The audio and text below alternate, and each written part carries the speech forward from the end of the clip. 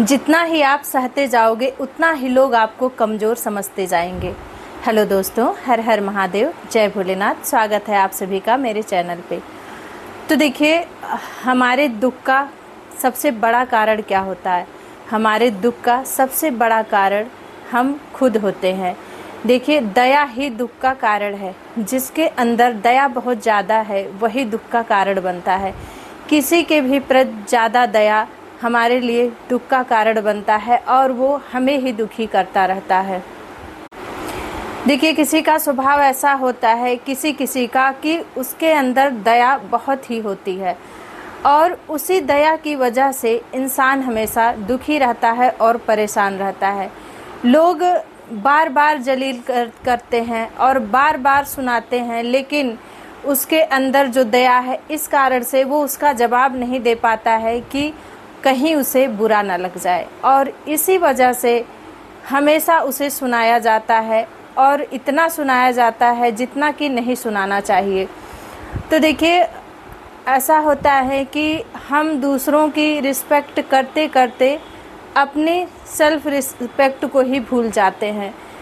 Respect करना चाहिए, respect करना ज़रूरी भी होता है, लेकिन इतना नहीं करना चाहिए कि खुद का सेल्फ रिस्पेक्ट ख़त्म हो जाए। और अक्सर ऐसा होता है कि जो लोग सुनते और सहते हैं उन्हें लोग और भी सुनाते रहते हैं, और जो पलटकर जवाब दे देते हैं उनको लोग दोबारा कुछ नहीं कह पाते हैं कि कहीं ऐसा ना हो कि ये मुझे सुना दे और मेरी इज्जत रही ना जाए इसके सामने। और वहीं जो लोग रिस्पेक्ट करते हैं, दूसरे की बातों को सुन लेते हैं और सह लेते हैं, उस लोग ये भूल जाते हैं कि इसके पास भी दिल है, इसे भी बुरा लगता है, इसके पास भी इमोशन है। लोग भूल जाते हैं। उन लोगों को ये लगता है कि चलो ये तो जो भी मैं कहूँगी, जो भी बोलूँगी ये सब सुन लेती है, तो उसे लोग सुनाते ही रहते हैं, सुनाते ही रहते हैं। जवाब देना उसे भी आता है, जवाब देना हर किसी को आता है, लेकिन सिर्फ वो ये सोचकर नहीं जवाब देती है कि कहीं ऐसा ना हो कि मेरी बात इनको लग जाए और मेरी बातों से इनके मन को दुख पहुँचे, इनके मन को तकलीफ़ पहुँचे। तो ऐसे लोग जो है ना हमेशा मार खाते रहते हैं और ऐसे लोग हमेशा दुखी किए जाते हैं। हमेशा ऐसी बातें सुनाई जाते हैं जिनको सुन के उनके मन को चोट पहुँचे। ये कोई नहीं समझने वाला है कि अगला इंसान अगर मेरे बात का जवाब नहीं दे रहा है तो मुझे भी उसकी रिस्पेक्ट करनी चाहिए। ऐसा कोई नहीं सोचता है। देखिए, मुझे मेरे जीवन से जो अनुभव मिला है, मुझे ये लगता है कि दया उसी के प्रति दिखानी चाहिए जो दया के पात्र हो, और जो दया के पात्र ना हो उसके साथ दया नहीं दिखानी चाहिए। ऐसा नहीं सोचना चाहिए कि हम कुछ ऐसा ना कह दें कि उसे बुरा लग जाए। वो चाहे जो भी सुना ले, कितना भी जलील कर दे, कितनी भी खरी खोटी सुना ले, आप अगर सुनते रहेंगे, सहते रहेंगे तो वो उसकी आदत बनी रहेगी कि वो आपको सुनाता ही रहेगा। वो ये बिल्कुल नहीं सोचेगा कि इसके भी दिल है, इसको भी दुख होता है, इसको भी तकलीफ़ होता है।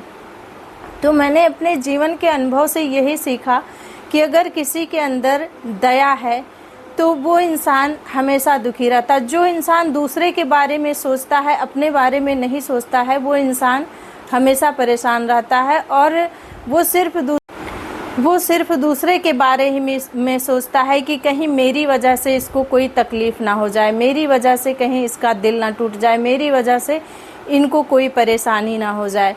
लेकिन अगला इंसान ये नहीं सोचता है कि मैं बार बार उस इंसान को दुखी कर रहा हूँ, बार बार अपने बातों से उसे चोट पहुँचा रहा हूँ, तो उसको भी तकलीफ़ होती होगी। तो देखिए, जीवन के अनुभव से जो सीख मिलती है ना, वो कभी किसी भी किताब से नहीं मिलती है।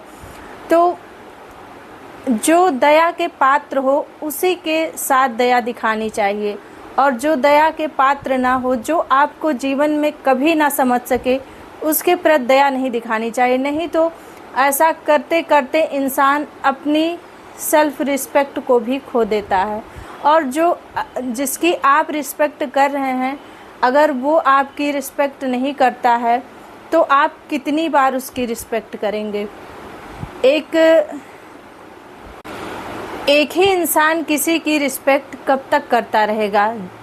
जब जबकि अगला इंसान उसकी रिस्पेक्ट नहीं कर रहा है। तो देखिए, दुख का सबसे बड़ा कारण होता है दया। अगर किसी के अंदर दया है तो वो दूसरे के प्रति दया दिखा दिखा कर खुद को ही परेशान करता है और खुद ही दुखी रहता है। उसे ये लगता है कि मुझे कुछ भी हो जाए लेकिन मेरी वजह से अगले इंसान को कोई दुख और तकलीफ़ ना हो। तो देखिए, किसके साथ ऐसा होता है कि वो सोचता है कि मेरी वजह से किसी को दुख ना हो, किसी को कोई तकलीफ़ ना पहुँचे। कमेंट में ज़रूर कमेंट करके बताइएगा। पता है, मैं अपनी एक बात बता रही हूँ। मेरे यहाँ एक कुत्ता आया था और हम लोगों ने उसे पाला था।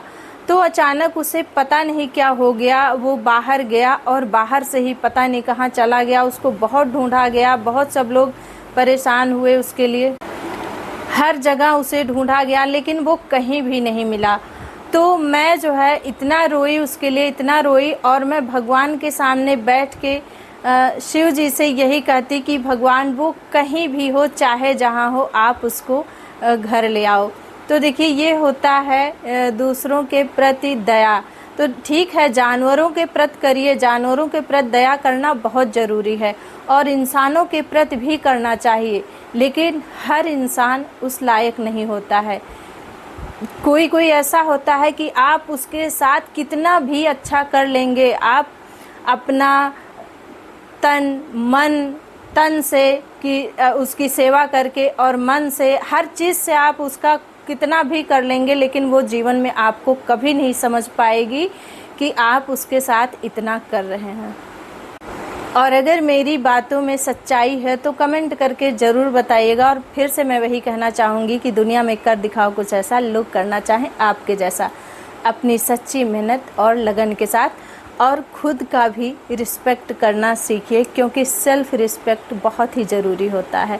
अपने लिए भी जीना चाहिए, खुद को भी खुश रखना चाहिए, क्योंकि अगर हम खुद को खुश नहीं रखेंगे तो दुनिया में बहुत कम ऐसे लोग हैं जो चाहेंगे कि आपको भी खुशी दें। हर हर महादेव।